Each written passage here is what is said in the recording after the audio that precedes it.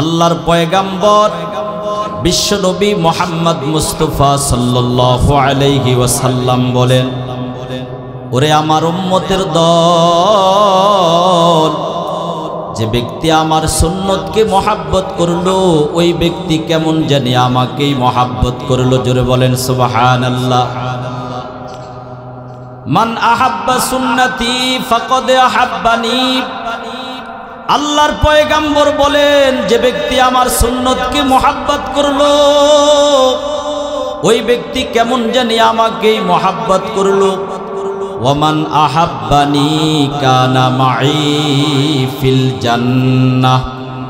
আর যে ব্যক্তি আমাকে মহাব্বত করলো ওই ব্যক্তি আমার সঙ্গে একসাথে আল্লাহর জান্নাতের মধ্যে থাকবে। বলেন সুবহানাল্লাহ। जन्नत दोज़ख से या रब क्या करूं, आरज़ू है मैं तुझे देखा करो। अल्लाह अल्लाह क्या मुबारक नाम है, अल्लाह अल्लाह आशिकों का काम है।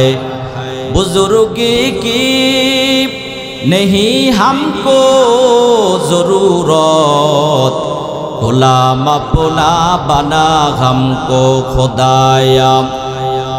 আল্লাহর রাসূল সাল্লাল্লাহু আলাইহি ওয়াসাল্লাম বলেন, ও আমার উম্মতের দল, যারা আমাকে মহাব্বত করলো আমার সঙ্গে একসাথে আল্লাহর জান্নাতের মধ্যে থাকবে।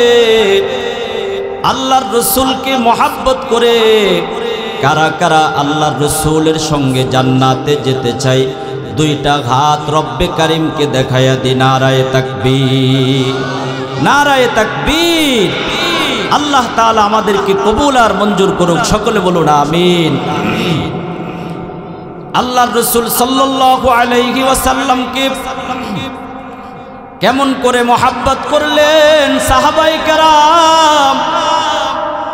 ও মুসলমান ইমানদার, নবীর সাহাবায়ে কেরাম কেমন করে নবীকে মহাব্বত করেছে। সাহাবায়ে কেরামের অসংখ্য এমন ঘটনা আছে। আল্লাহর রাসূল সাল্লাল্লাহু আলাইহি ওয়াসাল্লামকে আল্লাহর পয়গাম্বরের সাহাবায়ে কেরাম এত পরিমাণ মহাব্বত করলেন, মায়ার নবী রহমাতুল লিল আলামিন কোন আদেশ দিতে দেরি সাহাবায়ে কেরাম মানতে দেরি করতেন না। এত পরিমাণ মহাব্বত করতেন। 6 মাস পূর্বে আল্লাহর পয়গাম্বর বিশ্বনবী রহমাতুল লিল আলামিন পয়গাম্বরের সাহাবী আবু বকর সিদ্দিক রাদিয়াল্লাহু তাআলা আনহু, সবচাইতে দামি সাহাবী, সাহাবায়ে কেরামদের মধ্য থেকে অন্যতম দামি সাহাবী আবু বকর সিদ্দিক রাদিয়াল্লাহু তাআলা আনহু। কেমন করে দাম বেড়েছে আবু বকর সিদ্দিকের। আল্লাহর পয়গাম্বর বিশ্বনবী মুহাম্মদ মুস্তাফা সাল্লাল্লাহু আলাইহি ওয়াসাল্লাম রাতের কিছু সময় যখন মেরাজ করলেন, আল্লাহর পয়গাম্বর মেরাজ করে যখন জমিনে ফিরে আসলেন, সকালবেলা যখন খানায় কাবার পাশে আল্লাহর পয়গাম্বর আল্লাহ পাকের ইবাদতে মগ্ন, মক্কার সবচাইতে বড় বেঈমান, আল্লাহর রাসূলের সবচাইতে বড় শত্রু আবু জাহেল, বিশ্বনবী মুহাম্মদ মুস্তাফা সাল্লাল্লাহু আলাইহি ওয়াসাল্লামকে বললেন, ও বাতিজা মুহাম্মদ, কাবার পাশে বসে বসে কি যেন ধ্যান করতেছ? আল্লাহর পয়গাম্বর বিশ্বনবী মুহাম্মদ মুস্তাফা সাল্লাল্লাহু আলাইহি ওয়াসাল্লাম বললেন, চাচাজি, আল্লাহ তাআলা জিব্রাইল আর মিকাইল ইসরাফিল ফেরেশতার মাধ্যমে রাতের বেলায় আমার চাচাতো বোনের ঘরের মধ্যে আমি শাহিত ছিলাম। ছাদটা একটু ফেটে যাওয়ার পর জিব্রাইল আর মিকাইল ইসরাফিল আমার কাছে প্রবেশ করলেন। আমাকে তারা খানায় কাবার পাশে নিয়ে যায়। আমার দেহটা হার্ট সার্জারি করে জমজমের পানি দ্বারা দৌত করার পর আমাকে ধীরে ধীরে এক এক আসমান পাড়ি দেওয়ার পর মসজিদে হারাম থেকে মসজিদে আকসা পর্যন্ত নিয়ে গেলেন। মসজিদে আকসায় নিয়ে যাওয়ার পর যেই বুরাক উপরে জিব্রাইলের সঙ্গে আমি রওনা দিয়েছি, জিব্রাইল ওই বুরাকটাকে মসজিদে আকসার একটা আংটার সঙ্গে ভালোভাবে বাঁধলেন। এবার আমাকে মসজিদে প্রবেশ করাইলেন। জিব্রাইল আমাকে মসজিদে প্রবেশ করার পর বাইতুল মুকাদ্দাসের মধ্যে আল্লাহ তাআলা সকল নবীকে একত্রিত করলেন। এবার জিব্রাইলকে বললেন আল্লাহ তাআলা, ও জিব্রাইল, আমার বন্ধু মোহাম্মদ মুস্তাফা সাল্লাল্লাহু আলাইহি ওয়াসাল্লামকে বলো, বাইতুল মুকাদ্দাসে সকল নবীকে আমি আল্লাহ একত্রিত করব। ও জিব্রাইল, 2 রাকাত নামাজ হবে বাইতুল মুকাদ্দাসের মধ্যে। এই 2 রাকাত নামাজের ইমামতি করবে কে? নবীরা যখন একত্রিত হইলেন, একে অপরের দিকে তাকায়, বাইতুল মুকাদ্দাসের মধ্যে আজকে নামাজের ইমামতি করবে কে? এবার জিব্রাইল বললেন, ও মায়ার নবী, রহমাতুল লিল আলামিন, অন্য অন্য নবীর দিকে তাকানোর প্রয়োজন নাই। আল্লাহ তাআলা সব নবীকে একত্রিত করেছেন আজকে আপনার সম্মানের জন্য। বাইতুল মুকাদ্দাসে যখন সকল নবী একত্রিত হয়ে যায়, এবার জিব্রাইল বললেন, ওগো মায়ার নবী, আজকের নামাজের ইমামতি করবে সর্বশেষ পয়গাম্বর মুহাম্মদ মুস্তাফা সাল্লাল্লাহু আলাইহি ওয়াসাল্লাম। জিব্রাইল আল্লাহর পয়গাম্বরকে সামনে দিয়ে দেয়, নবী 2 রাকাত নামাজ পড়াইয়া দেয়। এবার জিব্রাইল বললেন, ওগো মুহাম্মদে আরবি, বাইতুল মুকাদ্দাসে ইমামতির মাধ্যমে আল্লাহ তাআলা প্রমাণ করে দিলেন সকল নবীদের নবী আল্লাহ আপনাকে বানাইলে। শুধু ওজুদাস রহমাতাল লিল আলামিন, মসজিদে ইউ শুধু হামারো এ জমিন। মোহাম্মদ আরবি হায় ও নবী রাস্তে পেশুয়ার, आलम हुआ उसकी पैदाइश से उजालार। मोहम्मद को मोहब्बत रखो भाई दिल में हमेशा, ताकि शवी मर्दे का मालूमात मुस्तफ़ा, ताकि शवी मर्दे का मालूमात मुस्तफ़ा। जिब्राइल मायार नबी रहमतुल लिल आलामीन के आबाद प्रथम आसमान पाड़ी देय, द्वितीय आसमान जाय। प्रथम आसमानेर दारोयान जिज्ञेस करे के? जिब्राइल बोललेन आमी जिब्राइल। एबार आसमानेर दारोयान बोललेन के तोमार साथे? जिब्राइल बोललेन आमार साथे मुहम्मद। एबार फिरिश्ता प्रश्न करे मोहम्मद के जमीन थेके निये आसार जन्य आल्लाह तोमाके प्रेरण करेछे नाकि? जिब्राइल बोललेन हाँ, आल्लाहर बंधु मोहम्मद मुस्तफा सल्लल्लाहु आलैहि वसल्लम के रातेर किछु अंशे मेराज करानोर जन्य आल्लाह ताआला आमाके प्रेरण करेछेन। एबार आसमानेर दरवाजा खुले जाय। प्रथम आसमानेर मध्य जिब्राइल प्रवेश करलेन। द्वितीय आसमानेर मध्य एकई प्रश्न, द्वितीय आसमानेर मध्य जवाब देওয়ার पर द्वितीय आसमानेर दरवाजाटाও खुले जाय। एभाবে तृतीय आसमान, चतुर्थ आसमान, पंचम आसमान, षष्ठ आसमान, सप्तम आसमान पाड़ी देওয়ার पर सिदरातुल मुनताहा पर्यन्त जखन যায়, এবার জিব্রাইল মুহাম্মাদুর রাসূলুল্লাহ সাল্লাল্লাহু আলাইহি ওয়াসাল্লামকে বললেন, ওগো মুহাম্মদ আরবি, এতটুকু পর্যন্ত আপনার সঙ্গে আসার আমার অনুমতি ছিল, এবার আপনি একাই চলে যান। আল্লাহ তাআলার সঙ্গে কথোপকথন করে জমিনের মধ্যে আল্লাহর পয়গাম্বর ফিরে আসলেন। মায়ার নবী রহমাতুল লিল আলামিন জান্নাত জাহান্নাম ভ্রমণ করার পর সিদরাতুল মুনতাহায় যাওয়ার পর আল্লাহ তাআলার আশিক হয়ে আল্লাহ তাআলার সামনে বিশ্বনবী মুহাম্মদ মুস্তাফা সাল্লাল্লাহু আলাইহি ওয়াসাল্লাম যখন কথোপকথন করেন, জমিনের মধ্যে যখন ফিরে আসবে আল্লাহর পয়গম্বর বিশ্বনবী সাল্লাল্লাহু আলাইহি ওয়াসাল্লামকে আল্লাহ তাআলা বললেন, ও আমার বন্ধু মুহাম্মদ, আপনি যখন জমিনে যাচ্ছেন আপনার উম্মতের জন্য 50 ওয়াক্ত নামাজ হাদিয়া নিয়ে যান।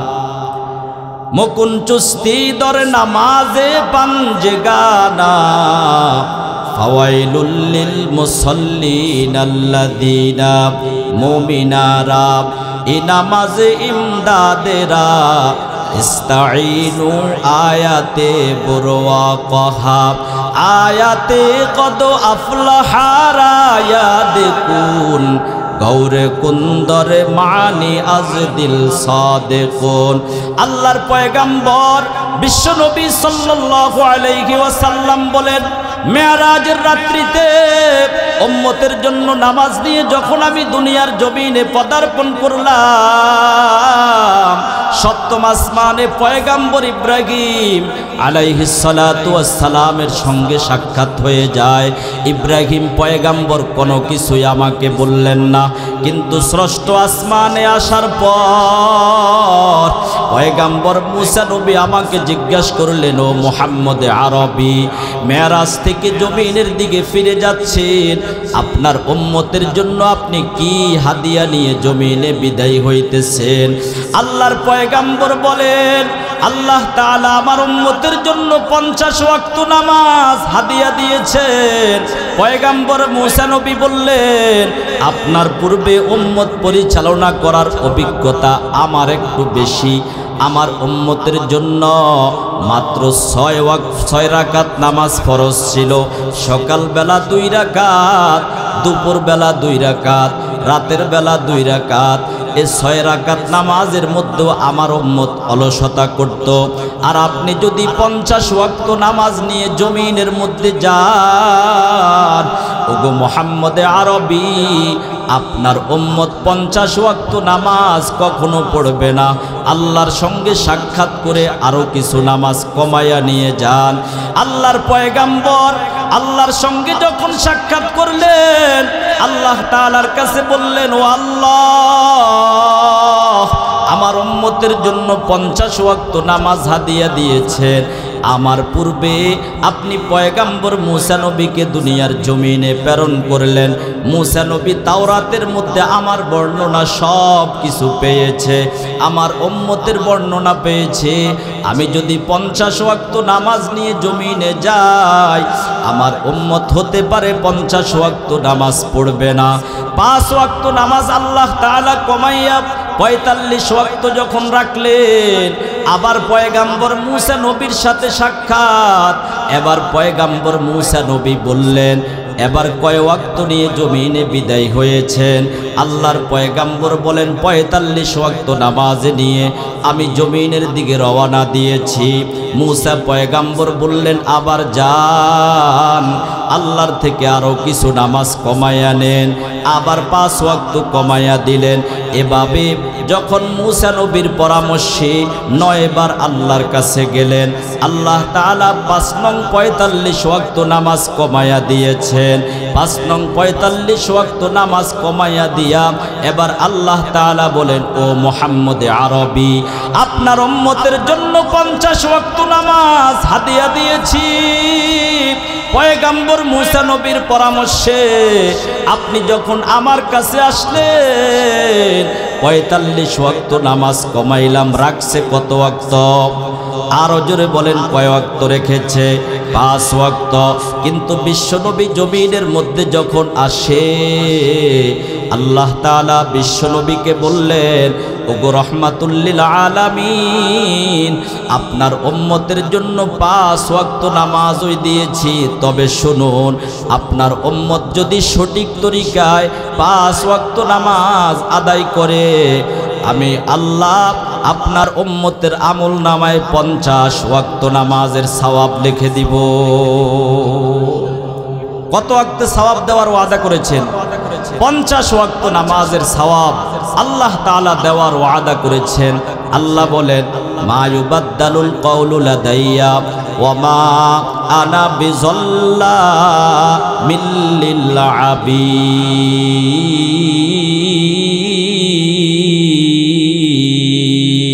জোরে বলেন আল্লাহু আকবার। বিশ্বনবী নামাজ নিয়ে জমিনে আসলেন। আমার মাকসাদ নামাজের বয়ান করা না। আল্লাহর পয়গাম্বর মেরাজ থেকে জমিনের মধ্যে যখন ফিরে আসলেন, খানায়ে কাবার পাশে বসে বসে আল্লাহর পয়গাম্বর আল্লাহ তাআলার ইবাদত করে। আবু জাহেল বললেন, ও মুহাম্মদ, খানায়ে কাবার পাশে বসে তোমাকে ধ্যান করতে দেখা যাচ্ছে, কারণ কি? আল্লাহর পয়গাম্বর বললেন, চাচাজি, আল্লাহ তাআলা রাতের কিছু অংশে মেরাজ করাইলেন।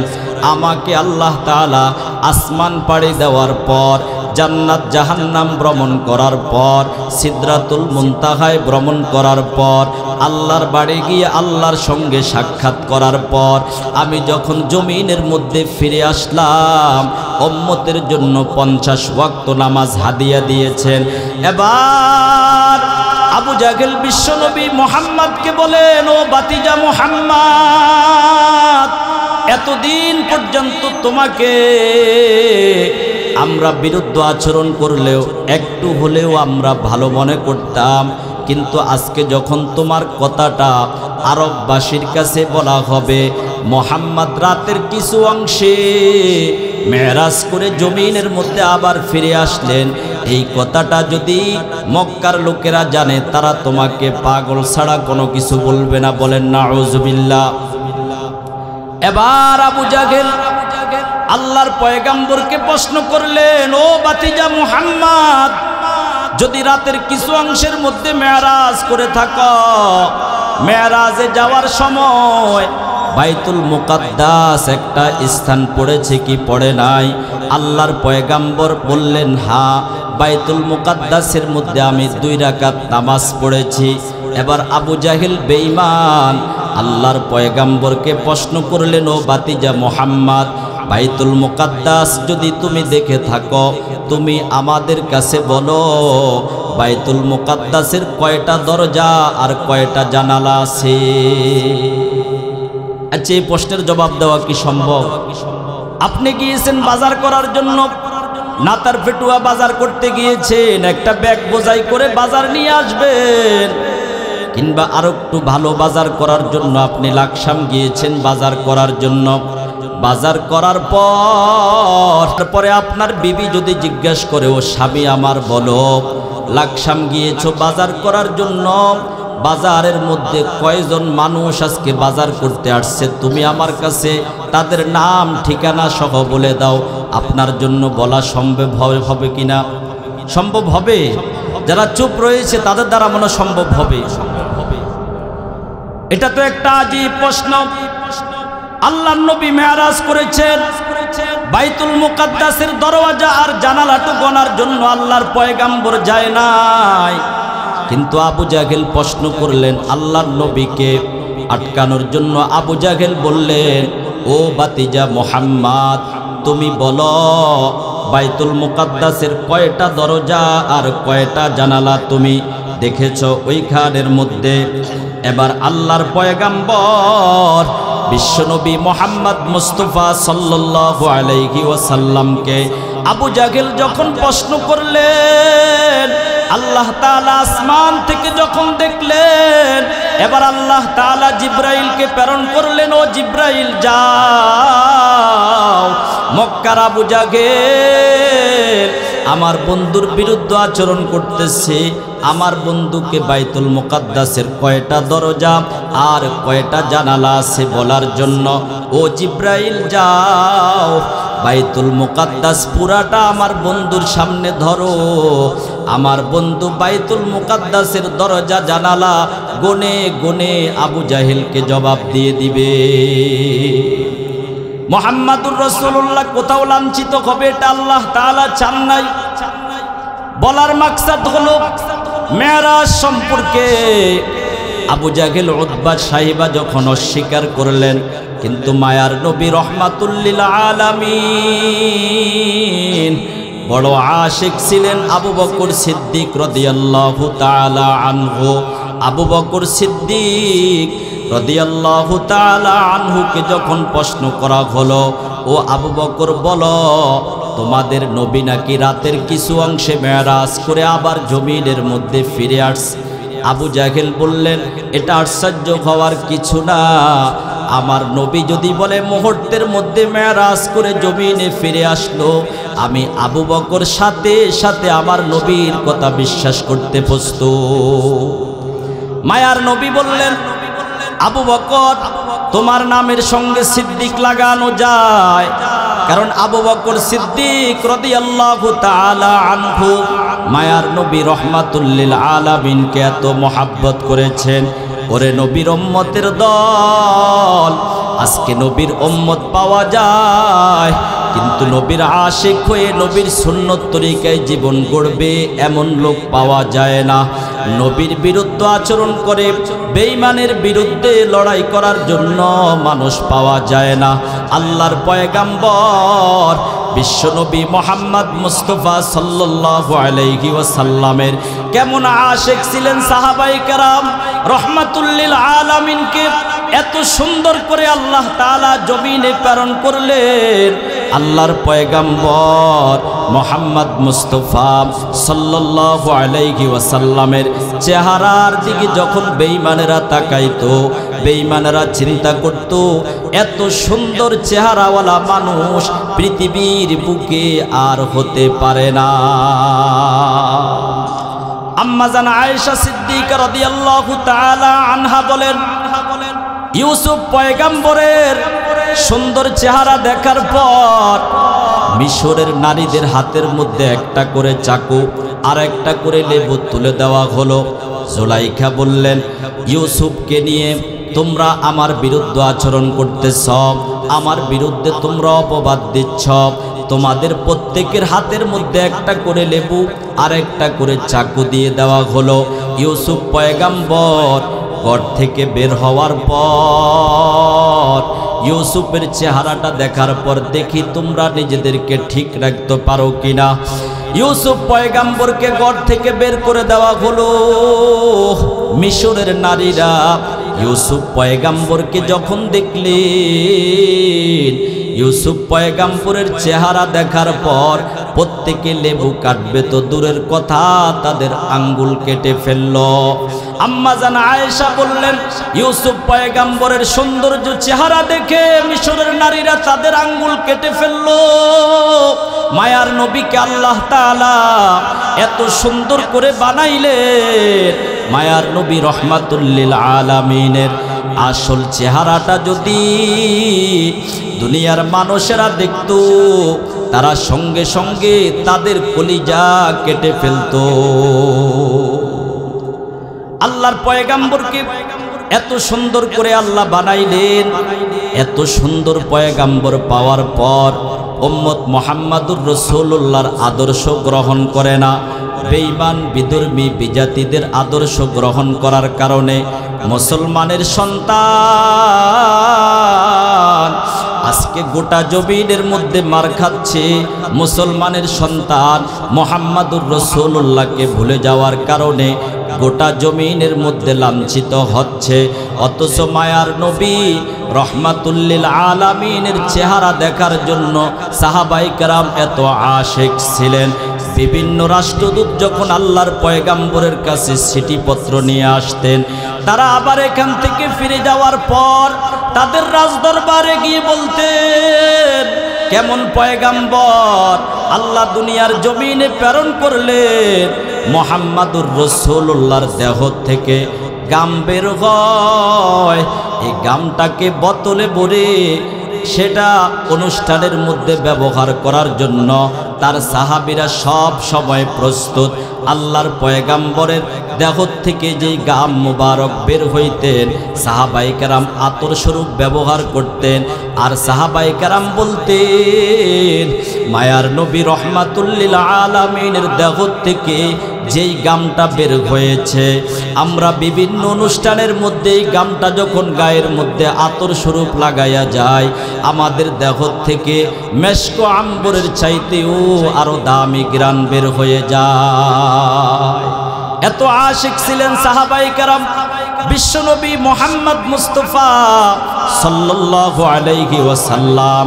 যুদ্ধের ময়দানে আল্লাহর পয়গাম্বরের দান্দান মুবারক যখন শহীদ হয়ে যায়, আল্লাহর রাসূল সাল্লাল্লাহু আলাইহি ওয়াসাল্লামের দাঁতের অংশ থেকে যখন রক্ত বের হয়, সাহাবায়ে কেরামকে আল্লাহর পয়গাম্বর যখন দিলেন, ও সাহাবীরা যাও আমার রক্তগুলা তোমরা দাফন করে দাও। মায়ার নবী রহমাতুল লিল আলামিন সাহাবায়ে কেরামকে দিতে দেরি, দাফন করার পরিবর্তে তারা বিশ্বনবীর রক্তগুলা পান করে ফেলতেন। যখন রহমাতুল লিল আলামিন জিজ্ঞেস করলেন, ও আমার সাহাবায়ে কেরাম, তোমার হাতের মধ্যে আমার রক্ত দিলাম দাফন করার জন্য, তোমরা কি করেছ? সাহাবায়ে কেরাম বলতেন, ও রাসূলে আরবি, আপনার দেহের রক্তটা আমরা দাফন করব, এটা দাফন না করে আমরা প্রাণ করে ফেলেছে। এবার আল্লাহর পয়গাম্বর বলেন, যেই দেহর মধ্যে আমার রক্ত প্রবেশ করলো, ওই দেহটা কোনোদিন জাহান্নামের আগুনে জ্বলতে পারবে না। রহমাতুল লিল আলামিনের কেমন আশিক ছিলেন সাহাবায়ে কেরাম। ছোট্ট একটা ঘটনা বলে আমি শেষ করে দিব। আল্লাহর রাসূল সাল্লাল্লাহু আলাইহি ওয়াসাল্লাম, রাসূল আরবি সাল্লাল্লাহু আলাইহি ওয়াসাল্লাম একজন মদিনার ইহুদির থেকে আল্লাহর পয়গাম্বর কিছু টাকা ধার নিয়েছে। ইহুদি আল্লাহর পয়গাম্বরকে সময় বেঁধে দিলেন, অমুক তারিখে ও মুহাম্মদ আমার টাকাটা তুমি পরিশোধ করে দিবা। কিন্তু মুহাম্মাদুর রাসূলুল্লাহকে যেই সময়টা ইহুদি বেঁধে দিয়েছেন, অমুক তারিখে আমার টাকাটা পরিশোধ করবা, তার পূর্বে ইহুদি আল্লাহর পয়গাম্বর থেকে টাকা নেওয়ার জন্য প্রস্তুত। আল্লাহর পয়গাম্বর বিশ্বনবী মুহাম্মদ মুস্তাফা সাল্লাল্লাহু আলাইহি ওয়াসাল্লাম থেকে টাকা নেওয়ার জন্য ইহুদি যখন প্রবেশ করলেন, বললেন, ও আব্দুল্লাহর বেটা মুহাম্মদ, আমার থেকে যেই টাকাটা ধার নিয়েছ, জলদি করে আমার টাকাটা পরিশোধ করো। আল্লাহর পয়গাম্বর বললেন, ও ইহুদি ভাই, তোমার থেকে আমি টাকা নিয়েছি, আবার তুমি সময়ও বেঁধে দিয়েছ, অমুক তারিখে তোমার টাকাটা পরিশোধ করতে হবে, কিন্তু সময় হওয়ার পূর্বে আমার কাছে তুমি টাকা চাইতেছো, কারণ কি? ইহুদি বললেন, এই মুহূর্তে আমার টাকা দিতে হবে। আল্লাহর পয়গাম্বর বিশ্বনবী মুহাম্মদ মুস্তাফা সাল্লাল্লাহু আলাইহি ওয়াসাল্লাম এই কথাটা যখন ইহুদিকে বললেন, মায়ার নবী রহমাতুল লিল আলামিনের কলারের মধ্যে সাথে সাথে ইহুদি চাপ দিয়ে ধরলেন। বিশ্বনবীর কলারের মধ্যে ইহুদি এমনভাবে চাপ দিয়েছেন, কিতাবের বর্ণনায় আসে কেমন জানি আল্লাহর পয়গাম্বরের প্রাণ বায়ু দেহ থেকে বের হয়ে যাবে। আল্লাহর নবীর চেহারাটা যখন লাল বর্ণ হয়ে যায়, এবার পাশেই ছিলেন পয়গাম্বরের সাহাবী হযরত ওমর। বিশ্বনবীকে বললেন, ও মুহাম্মদ আরবি, আমি খলিফাতুল মুসলিমিন ওমরের নামটা তো জাহেলদের খাতায় ছিল, কাফেরদের খাতায় আমার নামটা ছিল, আমি ওমর তো ছিলাম জাহান্নামী দলদের অন্তর্ভুক্ত। আমি ওমর ইসলাম গ্রহণ করে ইসলামের ছায়া তলে আসলাম। ওগো রহমাতুল লিল আলামিন, ইসলামের পূর্বে মক্কার কাফেররা যেমন আপনার বিরুদ্ধে আমাকে ব্যবহার করেছে, ইসলাম গ্রহণ করার পর একজন সাধারণ ইহুদি আপনার কলারের মধ্যে চাপ দিবে, আমি ওমর তো সহ্য করতে পারি নাই। মায়ার নবী রহমাতুল লিল আলামিন তখনই কিন্তু মদিনার রাষ্ট্র প্রেসিডেন্ট, কিন্তু আল্লাহর পয়গাম্বরের কলারে চাপ দিয়েছে একজন সাধারণ ইহুদি। ইচ্ছা করলে আল্লাহর পয়গাম্বর বিচার করতে পারতেন, কিন্তু করেন নাই। আল্লাহর পয়গাম্বর আদর্শ শিক্ষা দিয়েছে, কিন্তু আমাদের সমাজের দিকে আজকে তাকান।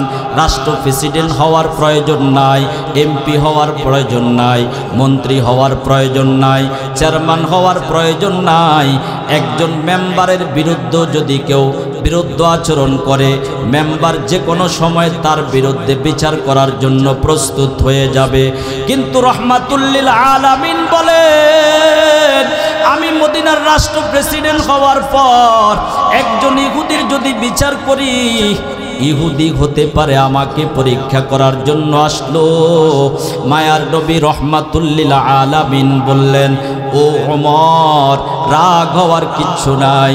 ইহুদি আমার কলারের মধ্যে চাপ দিয়েছেন, আল্লাহ তো আমাকে রহমাতুল লিল আলামিন করে জমিনে প্রেরণ করেছেন, আমি তো উম্মতের জন্য রহমত স্বরূপ। ও ওমর শোনো, আমি শুধু তোমাদের ওই নবী না, আমি কাফেরদেরও নবী, আমি হিন্দুদেরও নবী। গোটা জমিনের জন্য আল্লাহ তাআলা রহমাতুল লিল আলামিন করে আমাকে দুনিয়ার জমিনে প্রেরণ করলেন। ইহুদি আমার কলারের মধ্যে চাপ দিয়েছেন, ইহুদির বিরুদ্ধে আচরণ করার কারণ নাই। তারপরও ওমর রাদিয়াল্লাহু তাআলা আনহু গরম সাহাবী ছিলেন, আল্লাহর পয়গম্বরকে বললেন, ওগো মায়ার নবী রহমাতুল লিল আলামিন, আমি বেঁচে থাকতে একজন ইহুদি আপনার কলারের মধ্যে চাপ দিবে, আপনার গায়ে আঘাত করবে, আমি ওমর তো সহ্য করতে পারি না। আপনি আমাকে অনুমতি দেন, আমার খাপ থেকে তরবারিটা বের করে ইহুদিকে আমি কতল করে ফেলব। মায়ার নবী রহমাতুল লিল আলামিনকে হযরত ওমর যখন এই কথাটা বললেন, এবার রহমাতুল লিল আলামিন বললেন, ও আমার সাহাবী ওমর, ইহুদি যখন আমার কলারের মধ্যে চাপ দিয়েছেন, ইহুদিকে তুমি ধনভাণ্ডারের মধ্যে নিয়ে যাও, ধনভাণ্ডার থেকে ইহুদিকে ঋণ দিয়ে দাও। আবার ইহুদিকে তুমি যে তরবারির ভয় দেখাইলাম, ইহুদি হতে পারে মনোকষ্ট পেয়েছে।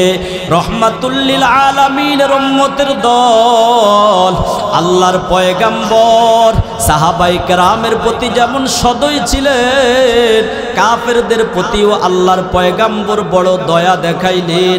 আল্লাহর পয়গম্বর ওমর রাদিয়াল্লাহু তাআলা আনহুকে বললেন, ইহুদিকে ধনভাণ্ডারে নিয়ে যাও, আমার ঋণটা ইহুদিকে পরিশোধ করে দাও।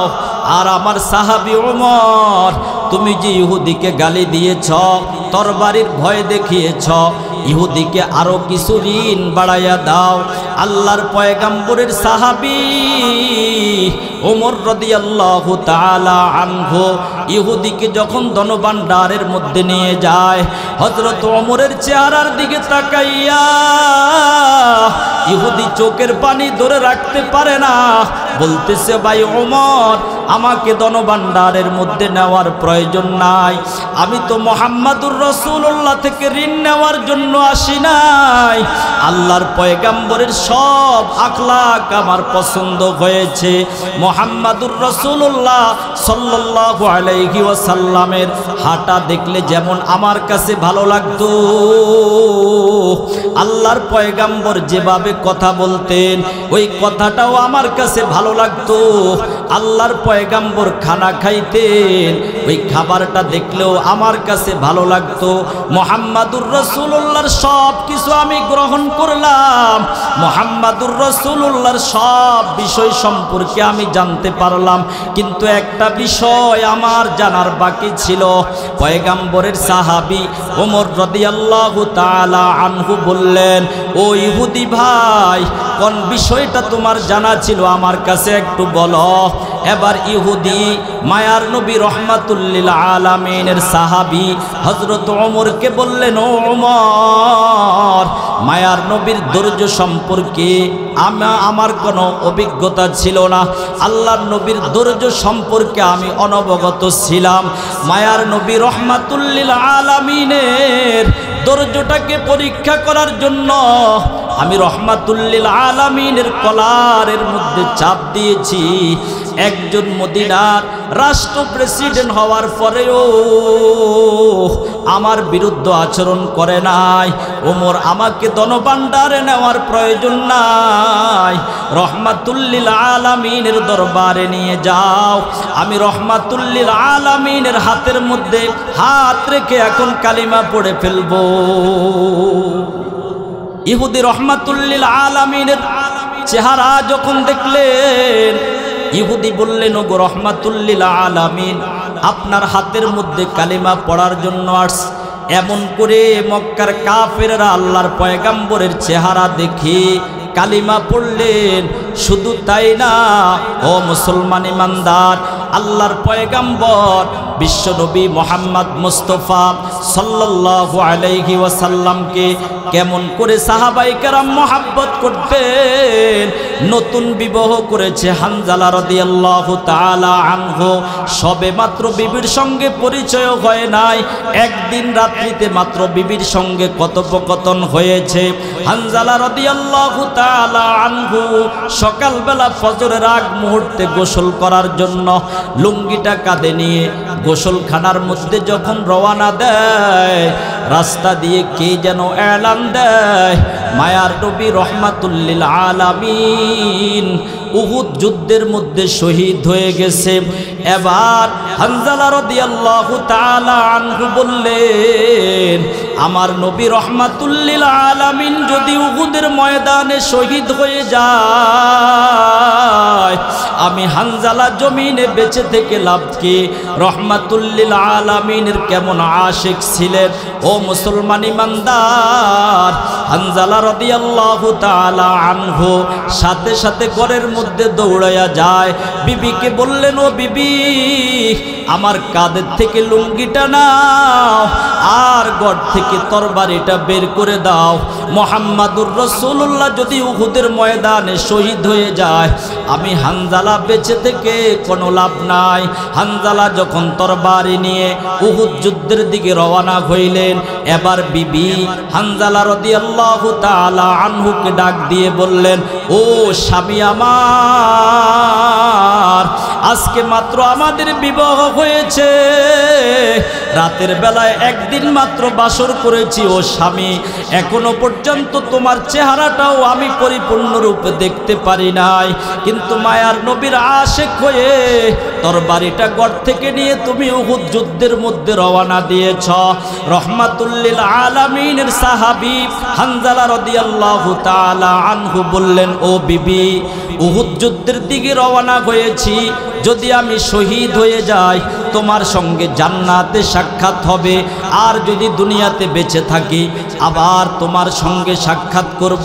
রহমাতুল লিল আলামিনের সাহাবী হানজালা রাদিয়াল্লাহু তাআলা আনহু উহুদ যুদ্ধের মধ্যে যখন যুদ্ধ করার জন্য তৈরি হয়ে গেলেন, মায়ার নবী রহমাতুল লিল আলামিনের সাহাবী হানজালা রাদিয়াল্লাহু তাআলা আনহু উহুদ যুদ্ধের মধ্যে যুদ্ধ করতে করতে এক পর্যায়ে হানজালা শহীদ হয়ে যায়।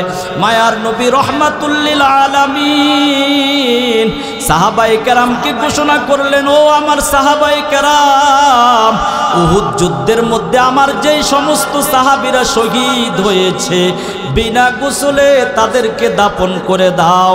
হানজালা রাদিয়াল্লাহু তাআলা আনহুকেও সকল শহীদের সঙ্গে যখন একত্রিত করা হলো, হানজালা রাদিয়াল্লাহু তাআলা আনহুর বিবি গিয়ে রাসূল আরবি সাল্লাল্লাহু আলাইহি ওয়াসাল্লামকে বললেন, ওগো রহমাতুল লিল আলামিন, যেই সমস্ত সাহাবায়ে কেরাম উহুদের যুদ্ধের মধ্যে শহীদ হয়েছে, আপনি তাদেরকে বিনা গোসলে দাফন করে দেন।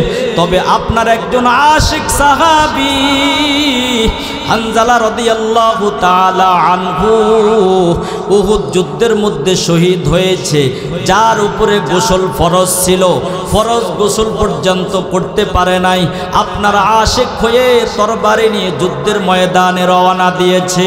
ও নবী আমার, হানজালার সঙ্গে আমার নতুন বিবাহ হয়েছে, হানজালার সঙ্গে আমার এখনো পর্যন্ত পরিচয় হয় নাই। রহমাতুল লিল আলামিন হানজালা নতুন বিবির দিকে তাকায় নাই, আপনার প্রেমে আশিক হয়ে উহুদের ময়দানে হানজালা শহীদ হয়েছে, আপনি সকল সাহাবীকে বিনা গোসলে দাফন করে দেন, আর হানজালাকে গোসলবিহীন আপনি দাফন করবেন না।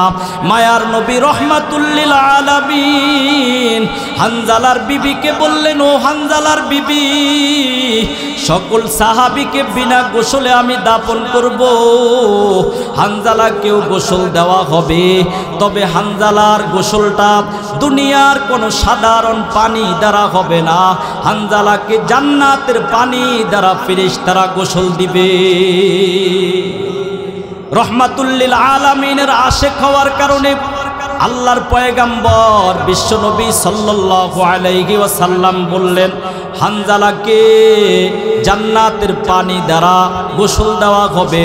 ও রহমাতুল লিল আলামিনের উম্মতেরা, আপনাদের কাছে আমার প্রশ্ন, সাহাবায়ে কেরাম নবীকে মহব্বত করার কারণে সাহাবায়ে কেরামের যদি দাম বেড়ে যায়, আমরাও যদি বিশ্বনবীর খাঁটি আশিক হয়ে আল্লাহর রাসূলের সুন্নাত তরিকায় নিজেদের জীবন গড়ি, বিশ্বনবী মুহাম্মদ মুস্তাফা সাল্লাল্লাহু আলাইহি ওয়াসাল্লামের আশিক হয়ে জীবন গড়তে পারি।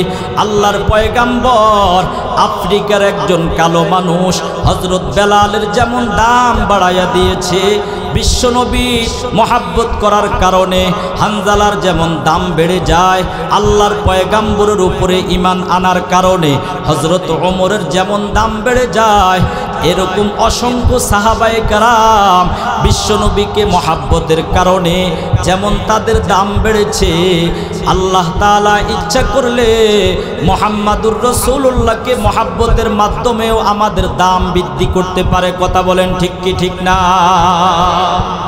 বিশ্বনবীকে নিজের জানের চাইতেও বেশি মহব্বত করা আল্লাহর পয়গাম্বর বিশ্বনবী মুহাম্মদ মুস্তাফা সাল্লাল্লাহু আলাইহি ওয়াসাল্লামকে কেমন মহব্বত করেছেন সাহাবায়ে কেরাম। আফ্রিকা থেকে একজন কালো মানুষ হযরত বেলাল রাদিয়াল্লাহু তাআলা আনহু, লোকটার চেহারার দিকে তাকাইলে কালো দেখা যায়, কিন্তু বেলালের ভিতরটা ছিল পুরাই ভালো। আল্লাহর পয়গাম্বর বিশ্বনবী সাল্লাল্লাহু আলাইহি ওয়াসাল্লাম যুদ্ধের ময়দানে যখন রওনা দিলেন, যুদ্ধের ময়দান থেকে ফিরে আসার পর সাহাবায়ে কেরামের মধ্যে যখন একটু ক্লান্তি আসে, আল্লাহর পয়গাম্বর বিশ্বনবী মুহাম্মদ মুস্তাফা সাল্লাল্লাহু আলাইহি ওয়াসাল্লাম একটা জায়গার মধ্যে অবস্থান করলেন, আর সাহাবায়ে কেরামের সঙ্গে পরামর্শ করলেন, ও আমার সাহাবায়ে কেরাম, আমরা যদি এখানের মধ্যে বিশ্রাম করি, একজন মানুষ তো এমন রাখা যায় যেই মানুষটা আমাদেরকে ঘুম থেকে জাগ্রত করবে। সাহাবায়ে কেরাম বললেন, ওগো মুহাম্মদে আরবি, হযরতে বেলাল রাদিয়াল্লাহু তাআলা আনহু আপনার সফরের সঙ্গেও আপনার সঙ্গী, সব সময় বেলাল আপনার মসজিদে নববীর মুয়াজ্জিন, বেলালের আজানের ধ্বনি শুনে মানুষ মসজিদের দিকে আসে। আজকে হযরত বেলালকে আমাদেরকে জাগ্রত করার জন্য রাখা যায়। সাহাবায়ে কেরাম ঘুমিয়ে পড়লেন, আল্লাহর পয়গাম্বরও তাদের সঙ্গে ঘুমিয়ে পড়লেন। হযরত বেলালকে যখন জাগ্রত করার জন্য রেখে যায়, বেলাল রাদিয়াল্লাহু তাআলা আনহু সাহাবায়ে কেরামের সাথে যুদ্ধ করার কারণে বেলালের কাছেও একটু ক্লান্তি এসে যায়। বেলাল যখন তাকে পাহারাদার দেওয়া হলো, হযরত বেলাল রাদিয়াল্লাহু তাআলা আনহু তিনিও সাহাবায়ে কেরামের সঙ্গে ঘুমিয়ে পড়লেন। হঠাৎ করে হযরত ওমর রাদিয়াল্লাহু তাআলা আনহুর পূর্বে আবু বকর সিদ্দিক রাদিয়াল্লাহু তাআলা আনহু ঘুম থেকে যখন জাগ্রত হইলেন, এবার দেখলেন আল্লাহর পয়গাম্বর সবাই ঘুমিয়ে আছে, যাকে পাহারাদার দেওয়া হলো ঘুম থেকে জাগ্রত করার জন্য নবীর সাহাবী হযরত বেলাল, বেলালও ঘুমিয়ে পড়লেন। আবু বকর নরম সাহাবী, আবু বকর কোনো কিছু হযরত বেলালকে বলে না। কিছুক্ষণ পরে হযরত ওমর জাগ্রত হয়ে পড়লেন। হযরত ওমর জাগ্রত হওয়ার পর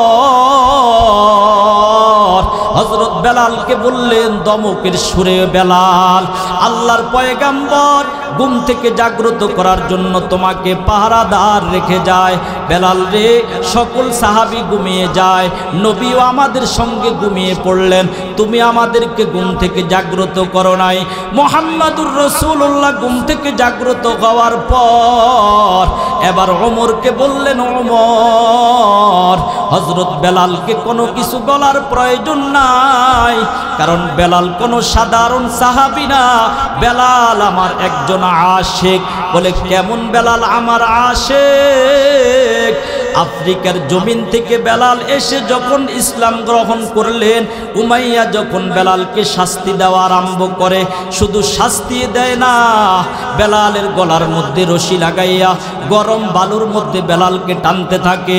বেলাল রাদিয়াল্লাহু তাআলা আনহুর দেহ থেকে চর্বিগুলা জমিনের সাথে মিশে যায়, আর বেলালকে বলে আল্লাহর নামটা ছেড়ে দাও, তাহলে তোমাকে আমরা ছেড়ে দিব। বেলাল বলে আহাদ আহাদ শব্দ যখন উচ্চারণ করি, আমাকে তোমরা যতই কষ্ট দাও, আহাদ শব্দ উচ্চারণ করার কারণে আমার সব কষ্ট দেহ থেকে দূর হয়ে যায়। হযরতে বেলাল বললেন, আল্লাহর পয়গম্বরের উপরে ঈমান গ্রহণ করলাম। বিশ্বনবী সাল্লাল্লাহু আলাইহি ওয়াসাল্লাম হযরত বেলালকে পুরস্কার স্বরূপ মসজিদে নববীর মুয়াজ্জিন বানায়া দেয়। দীর্ঘদিন যাবৎ হযরত বেলাল মসজিদে নববীর মধ্যে মুয়াজ্জিনি করে মানুষদেরকে ইসলামের দিকে ডাক দেয়। এবার হযরত বেলাল রাদিয়াল্লাহু তাআলা আনহু মায়ার নবী রহমাতুল লিল আলামিনের আদেশ পাওয়ার পর মসজিদে নববীর মধ্যে যখন বেলাল মুয়াজ্জিনি করে, দীর্ঘদিন যাবৎ মুয়াজ্জিনি করার পর হঠাৎ করে বিশ্বনবী জমিন থেকে বিদায় নিয়ে চলে যায়। এবার হযরত বেলাল বললেন, যেই নবী আমাকে মসজিদে নববীর মুয়াজ্জিন বানাইলেন, 5 ওয়াক্ত নামাজের আজান দেওয়ার পর রহমাতুল লিল আলামিন আমার আজানের ধ্বনিটা শুনতো, আমার কাছে বড়ই ভালো লাগতো। আল্লাহর পয়গম্বর জমিন থেকে বিদায় নিয়েছে, আমিও মসজিদে নববীর আর মুয়াজ্জিনি করব না। বেলাল মসজিদে নববীর মুয়াজ্জিনি ছেড়ে দেয়।